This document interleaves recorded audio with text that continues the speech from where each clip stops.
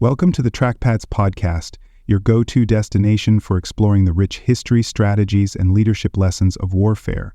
Please don't forget to like and subscribe to the podcast and sign up for the weekly newsletter. You can also explore more by visiting trackpads.com. The Battle of Corregidor. Envision the early hours of May 5, 1942, within the shadowed tunnels of Corregidor, a fortified island in Manila Bay. American and Filipino defenders, weary from months of bombardment, grip their rifles as the ground trembles under a barrage of Japanese artillery. Above, the sky darkens with smoke as enemy landing craft approach, signaling the imminent collapse of the Philippines' last Allied stronghold. This moment marks the beginning of a desperate two-day struggle that would test the limits of human endurance. The Battle of Corregidor unfolded over May 5th and 6th, 1942 on this rugged outpost, where 13,000 United States and Filipino troops under General Jonathan Wainwright faced an overwhelming force of 75,000 Japanese soldiers commanded by General Masaharu Homma. Positioned just 2 miles off the Bataan Peninsula, the island's strategic importance lay in its defense of Manila Bay, a vital gateway in the Pacific theater of World War II. The engagement represented the final chapter of Allied resistance in the region, a stand against a relentless foe. This conflict resonates through history as a testament to bravery overshadowed by inevitable defeat. Though the defenders held out for months, their surrender on May 6 delivered a significant victory to Japan, altering the war's early trajectory. The story that follows traces the prelude to this climactic battle, the intense fighting that defined it, and the lasting imprint it left on the global struggle. It is a narrative of sacrifice, resilience, and the high cost of resistance in the face of overwhelming odds. Historical context. To comprehend the significance of Corregidor's fall, one must first consider the broader landscape of World War II's Pacific theater in early 1942. Japan's attack on Pearl Harbor on December 7, 1941, unleashed a rapid campaign of conquest across Southeast Asia, toppling Allied territories from Malaya to Guam. The Philippines, a United States possession since 1898, emerged as a critical target, its strategic location threatening Japan's southward expansion toward Australia and the oil-rich Dutch East Indies. By May 1942, this island nation had become the focal point of a pivotal struggle. Corregidor stood as a natural fortress, a 2-mile-long island positioned at the entrance to Manila Bay, 26 miles southwest of Manila. Shaped like a tadpole, with cliffs rising from the sea and armed with 56 coastal artillery guns, it served as a guardian of the bay, essential for controlling maritime access to Luzon. Its capture would secure Japan's hold over the Philippines, while its defense delayed their broader Pacific ambitions. For the Allies, retaining this outpost was a matter of both practicality and pride, a bulwark against the enemy's advance. The events leading to May 5 began months earlier, with Japan's invasion of Luzon on December 8, 1941. General Douglas MacArthur, commanding 90,000 American and Filipino troops, withdrew to the Bataan Peninsula by January 1942, leaving Corregidor as a secondary stronghold. Bataan's surrender on April 9, with 76,000 troops capitulating after a grueling siege, isolated Corregidor, subjecting it to relentless Japanese air and artillery attacks. General Wainwright, assuming command after MacArthur's departure in March, prepared for a last stand with dwindling resources. Both sides viewed Corregidor through lenses of strategic necessity. Japan sought to eliminate this final obstacle to consolidate their grip on the Philippines, enabling further offensives while projecting an image of invincibility. The Allied defenders, aware of their precarious situation, aimed to prolong resistance, buying precious time for reinforcements that never arrived. Despite facing starvation and exhaustion, the disparity in their objectives underscored the dire circumstances, a well-supplied aggressor versus a beleaguered garrison clinging to hope. The forces engaged in this confrontation reflected a stark imbalance. Wainwright's 13,000 troops, comprising the United States 4th Marine Regiment, Filipino scouts, and coast artillery units, relied on aging guns and limited ammunition, their numbers diminished by disease and hunger. Homma's 75,000-strong 14th Army, supported by 300 aircraft and naval artillery, brought overwhelming firepower and fresh reserves to bear. This matchup set the stage for a battle where courage would confront an inexorable tide, with the outcome all but predetermined. The battle itself. Corregidor on May 5, 1942, stood as a scarred fortress under a shroud of humidity and smoke. Its 2-mile expanse featured rugged cliffs, a dense jungle battered by bombs, and the Malinta Tunnel, a 831-foot-long underground complex sheltering troops and wounded. 56 artillery emplacements dotted the terrain, though many lay in ruins after months of bombardment, their barrels silent amid the debris. For the 13,000 defenders and the 75,000 Japanese poised to strike, this island was a crucible of survival and conquest.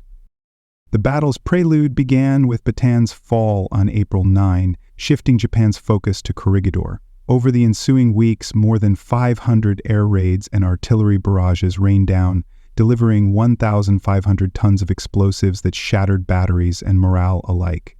Defenders, reduced to one meal daily, maintained a defiant front with guns like Battery Geary's 12-inch mortars, firing sporadically as supplies dwindled. By May 4, the island's defenses teetered on collapse, primed for Homma's final assault. Preparations intensified on May 4 as Japan positioned its forces for the decisive blow. Artillery fire escalated, joined by low-flying sorties from 300 aircraft, while landing craft assembled off Batan's coast signaled an imminent invasion. Inside Malinta Tunnel, Wainwright's 13,000 braced, medics tending the wounded, radio operators straining for news, their resolve tempered by exhaustion. The night passed in a tense vigil, the island quaking under the weight of an approaching storm. The engagement erupted on May 5 with a punishing 16-hour bombardment that shook Corregidor to its core.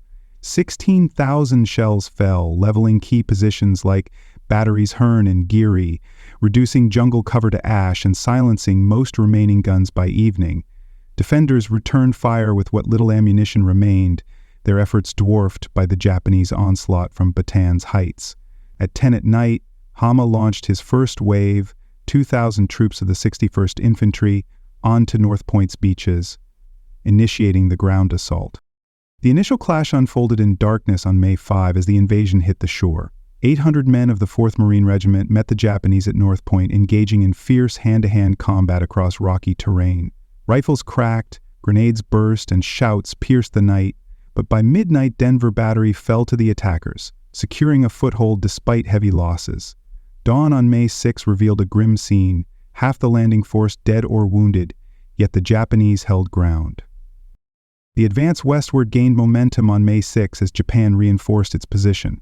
4,000 additional troops landed at North Point and bottom side, pushing toward Malinta Tunnel with machine guns and mortars, cutting through defenses. The remaining 12,000 defenders fought from shell craters, Battery Way's last gun firing until overrun by mid-morning. By noon, Japanese forces severed the island, isolating the tunnel and its occupants from any chance of retreat. One defining moment emerged on the night of May 5th, when the 4th Marines made their stand. 800 defenders held Monkey Point against 2,000 Japanese, a desperate line of rifles and resolve delaying the enemy's advance for critical hours. Casualties mounted, half the Marines fell, but their resistance bought time, a fleeting act of valor amid the chaos. This effort, though ultimately futile, underscored the human spirit driving the island's defense. Another critical juncture arrived on May 6, within the confines of Malinta Tunnel. General Wainwright, surrounded by 1,000 wounded and facing relentless shelling, ordered surrender at noon, broadcasting the decision as Japanese troops breached the entrances. His voice, strained over the radio, acknowledged the end, ammunition exhausted, water gone, resistance broken. This capitulation marked the battle's conclusion, a somber finale to months of defiance. Logistics painted a stark picture of the defenders' plight. Ammunition dwindled to 10% of capacity, rifles clicked empty, artillery fell silent, while food rations shrank to one meal daily, a mix of rice and desperation. Japan's arsenal, bolstered by 300 aircraft and naval guns, delivered a continuous stream of destruction, overwhelming the island's resources. The imbalance defined the struggle, a well-supplied force against a garrison pushed beyond its limits. The environment compounded the ordeal for all involved. May's oppressive heat, reaching 95 degrees with high humidity, drained strength, while dust from 1,500 tons of bombs clouded vision and clogged lungs. Steep cliffs restricted movement, beaches exposed invaders to gunfire, and Molinta's stifling air fostered exhaustion and fear. These conditions tested endurance, turning the island into a relentless adversary alongside the human foes. Certain units stood out as the battle's backbone. The 4th Marines and Battery Geary's gunners anchored the defense, their efforts etched in blood at key points like Monkey Point, while Filipino scouts held crumbling lines. Japan's 61st Infantry spearheaded the assault, relentless despite losses, driving Homma's victory forward. Each side fought with fervor, Allies for survival, Japanese for conquest, leaving their marks on Corregidor's shattered landscape. The battle's end crystallized on May 6 as resistance collapsed. The fall of Denver Battery at dawn enabled Japan's westward surge, cutting off Molinta Tunnel by mid-morning and leaving 12,000 defenders trapped. Wainwright's surrender halted a fight with no resources left, the island's 1,000 casualties a testament to its ferocity. 2 days extinguished Corregidor's defiance, reducing a symbol of resistance to rubble under Japanese control. Outcome and immediate impact. Japan secured a decisive victory at Corregidor on May 6, 1942, ending Allied resistance in the Philippines. The toll was stark: 1,000 American and Filipino troops killed or wounded, 11,000 captured, against 900 Japanese casualties from a force of 75,000. Manila Bay, once guarded by the island's 56 guns, fell into enemy hands, its strategic value fully realized. This triumph marked the completion of Japan's conquest of the archipelago, a significant milestone in their Pacific campaign. The immediate consequences reshaped the lives of those involved and the region's trajectory. 11,000 captured defenders faced a grim march to prisoner-of-war camps like O'Donnell and Cabanatuan, enduring conditions that echoed the Bataan Death March's horrors. General Wainwright, taken captive with his men, disappeared into Japanese custody, his fate uncertain to the outside world. By June, Japan solidified its hold over Luzon, transforming Manila Bay into a base for further operations. Strategically, the fall of Corregidor bolstered Japan's dominance in the Western Pacific. Homma's 14th Army gained a secure foothold, freeing resources for offensives toward New Guinea and the Solomon Islands, tightening Japan's grip on the region. The Allies, forced to retreat, shifted their defensive line to Australia, where General MacArthur began planning a counteroffensive under the shadow of his unfulfilled promise to return. This defeat marked a low point, redirecting Allied efforts southward. Public and political reactions reflected the battle's profound impact. In the United States, news of Corregidor's surrender stunned a nation still reeling from Pearl Harbor, with President Roosevelt offering no immediate comment as the loss sank in. Filipinos mourned the fall of their last bastion, their hopes dimmed by occupation, while Japanese propaganda trumpeted the victory, hailing Homma as a conqueror of the invincible West. For the captured, families waited in anguished silence, unaware of the trials ahead. The resource toll underscored the battle's asymmetry. The Allies lost not only 13,000 men, but also a critical morale anchor. Their Pacific defenses fractured, though their resolve hardened for future campaigns.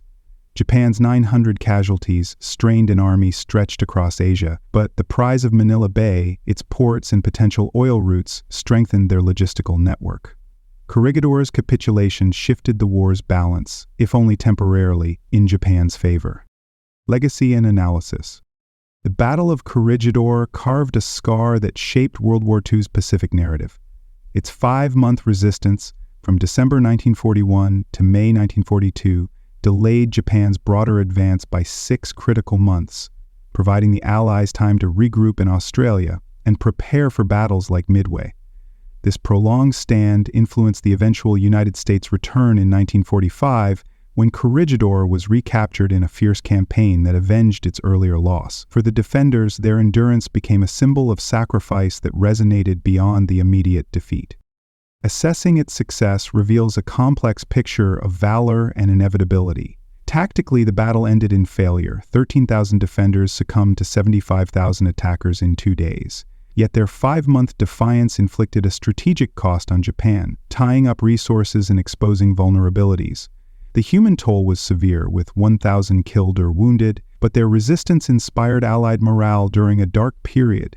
Historians view it as a moral victory within a military loss, a testament to the power of holding firm against overwhelming force.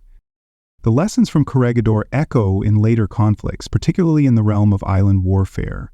Its defense tactics, fortified positions, artillery endurance, foreshadowed the bloody stands at Iwo Jima and Okinawa, where small garrisons again faced superior numbers. The battle highlighted the limits of isolated resistance, a thread connecting to modern sieges where logistics and morale often decide the outcome. It remains a study in how human determination can alter a war's pace, even in defeat. This engagement endures in military scholarship and collective memory.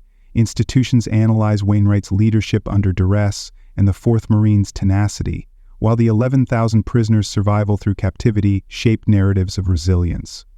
The 1,000 casualties and the fortress's fall underscore the stakes of early World War II, a chapter of grit amid collapse. Corregidor's legacy lies in its reminder that even lost battles can shift history's course. Closing.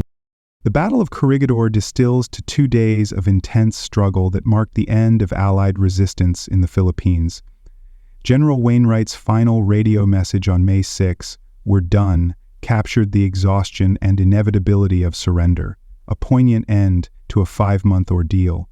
With 1,000 defenders killed or wounded and 11,000 captured, the battle's toll reflected both the ferocity of the fight and the scale of the loss. It stands as a stark conclusion to a campaign defined by dwindling hope and unyielding spirit.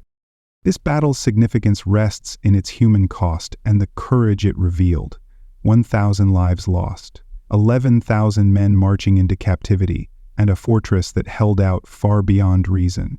It tells of soldiers enduring starvation and bombardment, their defiance buying time that altered the Pacific War's trajectory.